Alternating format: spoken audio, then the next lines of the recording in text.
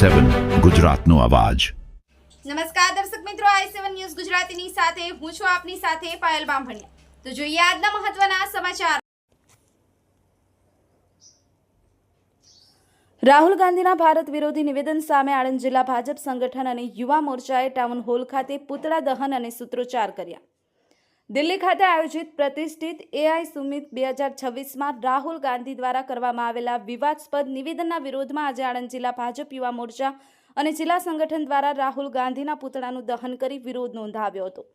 રાહુલ ગાંધીએ દેશની પ્રગતિને હાસ્યાસ્પદ ગણાવી દેશનું અપમાન કર્યું હોવાના આક્ષેપ સાથે આણંદ જિલ્લા ભાજપ યુવા મોરચા દ્વારા સાંજે 5:30 કલાકે શહેરના મુખ્ય ટાઉન હોલ ચોકડી ખાતે ઉગ્ર વિરોધ પ્રદર્શન કરવામાં આવ્યું। તાજેતરમાં દિલ્હીમાં યોજાયેલી ગ્લોબલ AI સમિટ દરમિયાન રાહુલ ગાંધીએ ભારતની ડિજિટલ અને ટેકનોલોજીકલ પ્રગતિની PR સ્ટેન્ટ અને હાસ્યાસ્પદ ગણાવી હતી। આણંદ ભાજપ યુવા મોરચાએ આક્રોશ વ્યક્ત કર્યો છે કે જ્યારે વિશ્વ ભારતની AI ક્ષમતાના વખાણ કરી રહ્યું છે ત્યારે વિરોધ પક્ષના નેતા વિદેશી મહેમાનોની હાજરીમાં દેશની છબી ખરડવાનો પ્રયાસ કરી રહ્યા છે। યુવા મોરચાનો આક્રોશ। આણંદ ટાઉન હોલ ચોકડી ખાતે મોટી સંખ્યામાં યુવા કાર્યકરો એકઠા થયા હતા।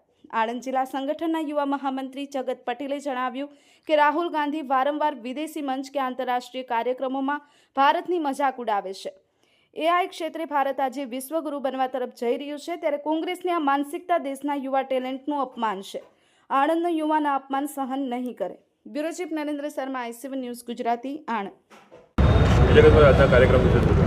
દિલ્હી ખાતે જે વિશ્વની સૌથી પહેલી AI સમિટ યોજાઈ તેમાં જઈને કોંગ્રેસના માનસિકતાવાળા કાર્યકર્તા યુથ કોંગ્રેસના કાર્યકર્તાને રાહુલ ગાંધીએ તેને વખોડવાનું જે નિંદનીય કામ કર્યું છે એ દેશની સમિટ હતી। AI સમિટ એ વિશ્વની સમિટ અને વિશ્વનું જ્યારે નેતૃત્વ તેમાં સહભાગી થયું છે ત્યારે આવી દેશને પ્રતિષ્ઠા અપાવનારી સમિટને તેણે હાસ્યાસ્પદ ગણાવી તેના વિરોધમાં આજે ભારતીય જનતા યુવા મોરચા દ્વારા આણંદ શહેર ટાઉન હોલ ખાતે અમે તેનો વિરોધ પ્રદર્શનનો કાર્યક્રમ યોજેલ છે।